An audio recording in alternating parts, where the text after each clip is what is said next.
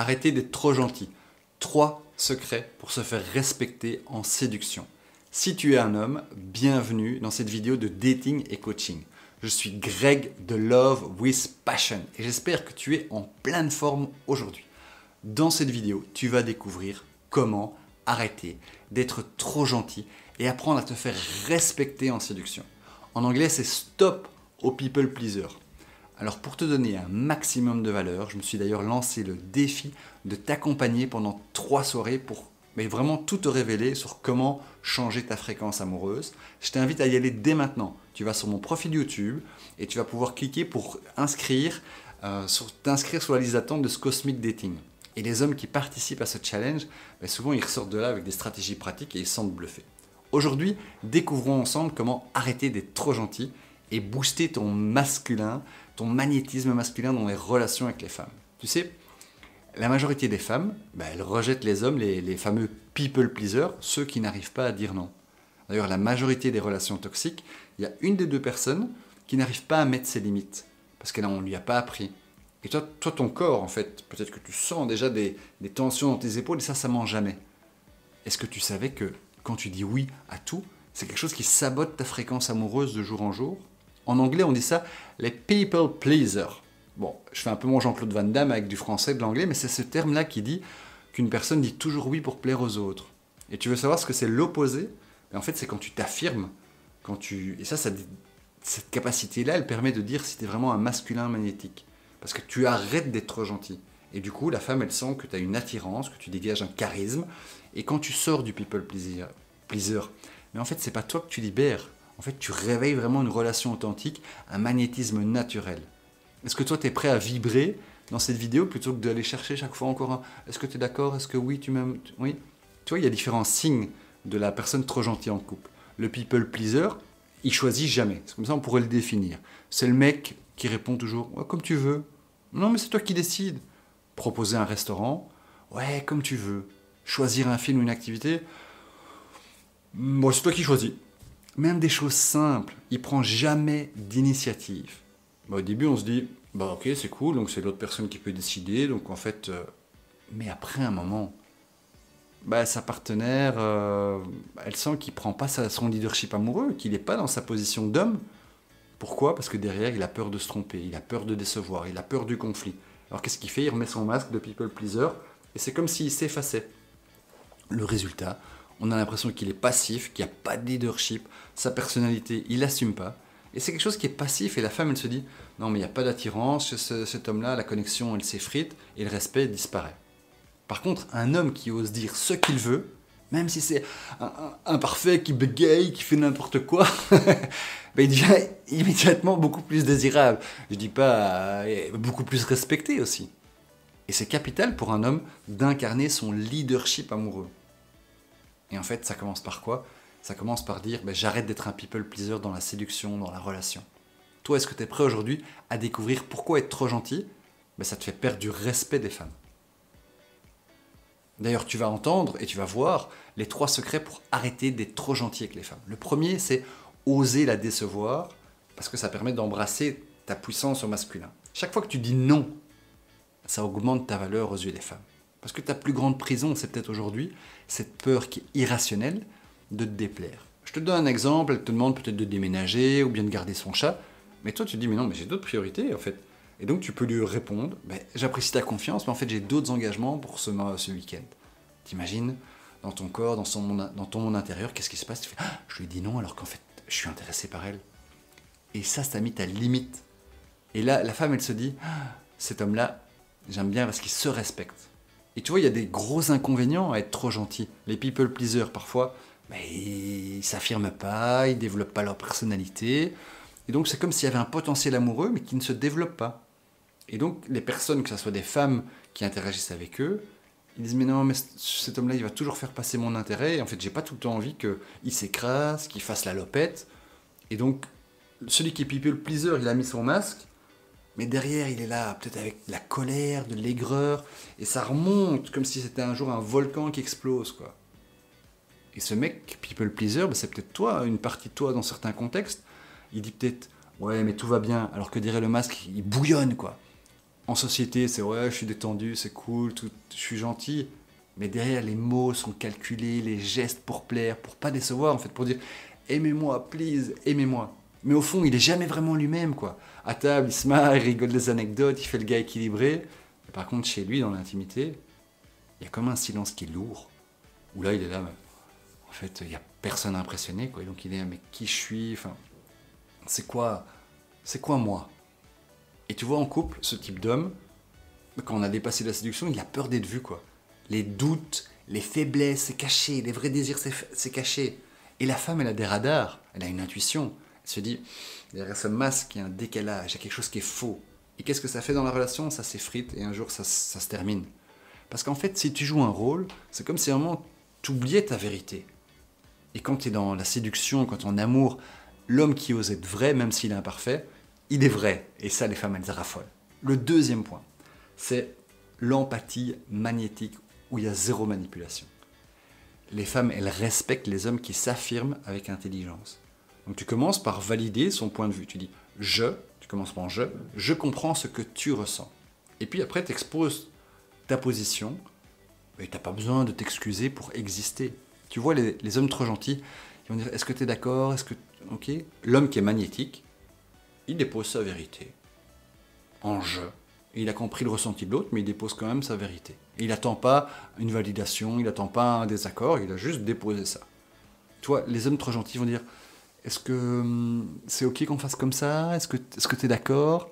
Non, l'homme magnétique, il vient, c'est sa vérité, il est là, il se respecte lui, donc les autres le respectent. Et tu vois, le pire, souvent, ce que j'entends chez les hommes que j'accompagne qui disent ouais, mais je suis trop gentil, c'est qu'il y a un peu une attitude qui est malhonnête, parce que c'est leur stratégie de survie. Ben, c'est pas de leur faute. Moi, c'est ce que je leur dis, c'est qu'en étant jeune, tu as développé ça. Rentrer en conflit avec une autre personne pour affirmer ce que tu disais, t'as pas été entraîné pour ça, en fait. Et donc, c'est comme s'il y avait un visage qui était modifié en fonction des interactions des personnes. Peut-être qu'avec ses potes, il est peut-être cool, il est peut-être détendu, mais quand il y a une personne, une femme ou quoi qui rentre dans son univers, là, hop, le masque revient en disant j'ai peur de perdre, j'ai envie d'être aimé. Tu vois, peut-être qu'il va se forcer à rigoler à des blagues. Oh, c'est excellent, alors qu'il dit, en fait, elle fait des blagues de merde.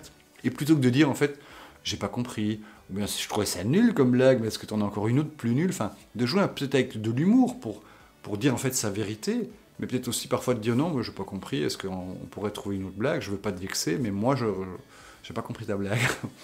Bon, c'est de l'entraînement et c'est pas du tout de passer du mec gentil au mec connard, je t'en reparle dans une minute, mais tu vois, c'est comme dans le dessin animé, t'as le méchant qui est là, et puis t'as les serviteurs qui disent oh oui, maître, quelle idée géniale de faire ça. Mais en fait, dans la vraie vie, celui qui dit tout le temps ça, il est tout le temps d'accord avec l'autre, mais donc il perd le respect. Et la femme, elle veut pas juste de quelqu'un qui fait un écho, un écho, un écho.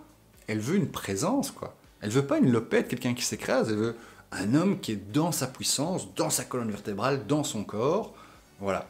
Et toi, tu es d'ailleurs ici sur cette chaîne pour détecter les signaux invisibles de la séduction féminine. Et tu as bien raison, c'est ici que ça commence. D'ailleurs, il y a zéro culpabilité, et rassure-toi, c'est pas de ta faute, hein. Les psychologues, ils le disent. Les people pleasers, les gentils garçons, ils ont grandi dans un environnement où il y avait beaucoup d'exigences. Par exemple, leurs parents, ils avaient peur d'être en désaccord, ils ont voulu s'affirmer, mais on a tué le poussin dans l'œuf.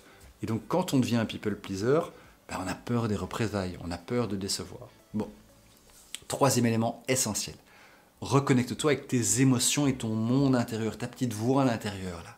Parce qu'il y a beaucoup d'hommes que j'accompagne, ils me disent mais moi je suis en pilote automatique, je dis oui sans réfléchir et voilà. Moi je dis mais la prochaine fois, quand tu sens l'envie de dire oui, pause, respire. Intérieurement, est-ce que c'est un oui, est-ce que c'est un non? Par exemple, une femme te propose une sortie, toi t'es fatigué. Bah, au lieu de dire ouais, ok parce que t'as envie, dis-toi est-ce que j'ai vraiment envie d'y aller ou bien est-ce que j'ai envie de rester tranquille ce soir? Quand tu prends une action alignée sur ton monde intérieur, en fait t'es assertif parce que tu dis ça c'est mon besoin du moment, c'est ma limite, et donc je peux respecter la mienne, et donc ça veut dire qu'à la femme tu lui dis je respecte la tienne aussi. Parce que tu vois, si tu mets tout le temps un masque et que tu souris et que tu fais non, non, tout va bien. Alors qu'à l'intérieur tu dis mais je suis crevé, j'ai pas du tout envie de venir ce soir, ça m'intéresse pas, mais dis-le. Parce que chercher plaire à tout le monde, rire aux blagues même si elles sont nulles, changer de visage en fonction des personnes, c'est épuisant en fait. Tu sais plus qui est ton essence. C'est comme être trop conciliant avec les femmes. C'est comme ça que tu finis par perdre leur respect Et aussi cette attirance, cette attraction, cette connexion, c'est plus dans la répulsion. Tu vois, l'aimant, il a deux côtés, il peut attirer ou il peut repousser. Et en amour, il n'y a rien qui est plus séduisant qu'un homme qui est vrai, qui peut repousser avec beaucoup de bienveillance. Tu vois la conséquence logique. Les personnes qui ont du people pleaser, ben, on peut dire par exemple c'est l'homme qui fuit le conflit, quoi. Tu vois le genre, celui qui dit oh, il préfère encaisser tous les coups plutôt que de vraiment dire qu'est-ce qui se passe derrière son masque. Sa copine lui dit chérie, ça va si je vais prendre un café avec mon ex? Alors il sourit. Non, vas-y. Alors qu'intérieurement, il est là, mais non, pas avec son ex, ça va me quitter, quoi. Ou bien elle change les plans du week-end au dernier moment, et puis lui répond bah, pas de souci, comme tu veux, alors qu'il avait fait plein de réservations, plein de trucs. Le comme tu veux, quoi. Ça, c'est vraiment la perte de puissance masculine. Et le mec, il se dit ouais, en fait, j'évite le conflit, donc je suis en train de protéger l'amour. Non! En réalité, il se déconnecte, il s'éloigne de lui-même. Et la femme avec ses radars, elle se dit il se tait par peur, à mon avis. Et la femme, elle respecte celui qui ose dire non, ça ne me convient pas. Il n'est pas là pour dominer, mais il est là pour être vrai. Ça me convient pas. Et ça, c'est le cœur d'une relation qui est vivante. Et c'est bien plus que de la séduction. Imagine-toi, c'est appliquer cette nouvelle conscience de leadership amoureux. Tu fais ça pendant 7 jours. 5, allez, une semaine, ouais. Comment tu transformerais ton charisme naturel dans ta séduction féminine? Et la séduction, ça se pratique aussi dans le couple. Tu vois, ces 3 pratiques, ça va vraiment révolutionner ton authenticité masculine. Même si tu bégayes quand tu dis les mots, quoi. Et la femme, elle va percevoir ça. Elle va dire ah ouais, ce gars-là, ben, il n'est pas parfait. Et c'est ça qu'elle aime. Parce qu'elle sait que tu es authentique, que tu es séduisant, et tu n'es pas prisonnier d'un masque où tu es trop gentil. Puis quand vous êtes en relation, elle va faire ouais, mais il va venir avec son masque, donc moi, ça va pas me plaire. Tu vois, c'est ça toute la subtilité des séductions. Donc, en résumé, pour transformer ton people pleaser en leader amoureux, affronte ta peur de décevoir. Tu mets tes limites et tu exprimes tes envies. 2, tu montres que tu comprends le point de vue de l'autre. T'écoutes, tu reformules, je comprends que tu ressens, et tu exprimes tes besoins. 3, tu te reconnectes à ta voix intérieure. Tu décides en conscience et tu restes aligné avec tes valeurs. Tu vois, ça va révolutionner ton authenticité masculine, ton charisme, ta séduction, et tu vas gagner le respect. Parce que moi, je crois que tu mérites de séduire en restant toi-même plutôt que de subir le syndrome du mec trop gentil. Alors, si tu veux, je te dis vraiment comment tu peux travailler là-dessus concrètement dès maintenant. Tu prends conscience que déjà, tu es trop gentil à certains endroits, c'est un très bon pas. Attention, c'est pas l'idée de faire je suis trop gentil, donc ouais, je vais devenir un gros connard, quoi. Non, c'est pas ça que je veux dire, quoi. Parce que, en fait, les gens, ils te connaissent comme trop gentil. Si toi, tu dis non, mais je vais passer de blanc à noir, ben il y a plein d'échelles de gris, il faut pas passer aux extrêmes. Tu vois, c'est comme un homme que j'accompagne, il me dit mais il a toujours été trop conciliant avec les femmes, c'était un yes man, quoi. Il s'est fait profiter de plein de situations, et puis un jour dans son dating, il s'est dit tiens, mais j'en ai marre d'entendre ça. Mais il s'est transformé un peu en toxique et il s'en est pas rendu compte. On a bossé avec ça ensemble et il a développé progressivement son assertivité. Tu vois, l'assertivité, la capacité à t'affirmer avec zéro agressivité, zéro manipulation, en disant c'est un vrai oui et c'est un vrai non. Et je respecte mes besoins et mes limites, et je respecte les besoins et les limites de l'autre. Okay, en gros, ça veut dire tu mets un cadre, tu mets des limites claires, et quand tu discutes, quand tu négocies, tu dis voilà, je peux utiliser ma logique, mais aussi mon émotif, et mettre les éléments ensemble. Et ça te permet de comprendre l'autre, d'être compris. Et là, la femme, elle trouve ça hyper attirant. Parce que tu communiques avec elle sur des émotions, donc tu la comprends. Et en plus, tu apportes de la logique pour lui dire que tu es là pour brûler tes masques, en fait. Pour brûler tes excuses. Et c'est comme ça que tu incarnes ton leadership amoureux. Donc, le premier conseil, prends note. Ici, tu as de connoter, t'affrontes ta peur de décevoir. Tu te rappelles, les autres, c'est pas du verre et bing, tu vas dire quelque chose et ça va s'effondrer. Non. Tu veux proposer, par exemple, une sortie au resto à ta partenaire, t'hésites, tu dis ouais, elle va peut-être dire non, elle va peut-être être déçue du choix que j'ai fait.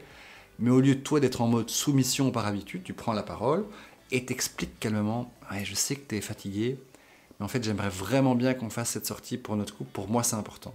Et je suis sûr que tu vas passer un bon moment, moi aussi.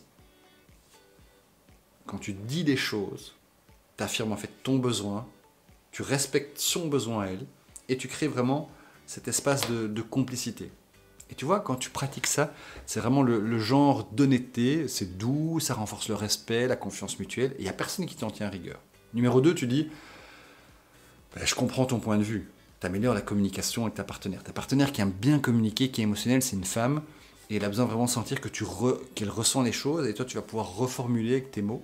Si elle te dit qu'elle est stressée, parce qu'elle a peut-être une grosse journée au taf, au travail, et que toi tu peux répondre « Ok, je comprends que tu sois épuisé, que tu aies besoin un petit peu de te reposer pendant qu'on sorte. » Tu dis ça à voix haute, tu lui dis, ça lui montre, que tu es attentif à elle, dans sa globalité. Ensuite, tu dis, mais tiens, je dépose mes propres besoins, et tu dis, mais j'ai pas besoin d'aller créer du conflit.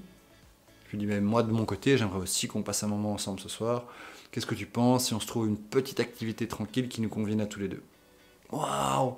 Là, en tant qu'homme, tu as utilisé la technique d'empathie active, et ça te permet de négocier, en fait, de trouver des accords équilibrés dans la relation. Et en plus de ça, des deux côtés, tu renforces le respect mutuel, quoi. Et ça, c'est génial. Le conseil numéro 3, c'est que tu te reconnectes à ta voix à l'intérieur de toi. Il y a beaucoup d'hommes qui me disent « Oui, mais moi, je suis en pilote automatique, je suis là, c'est logique, j'ai mes habitudes. » Et ils s'adaptent sans réfléchir, juste pour plaire, éviter le conflit.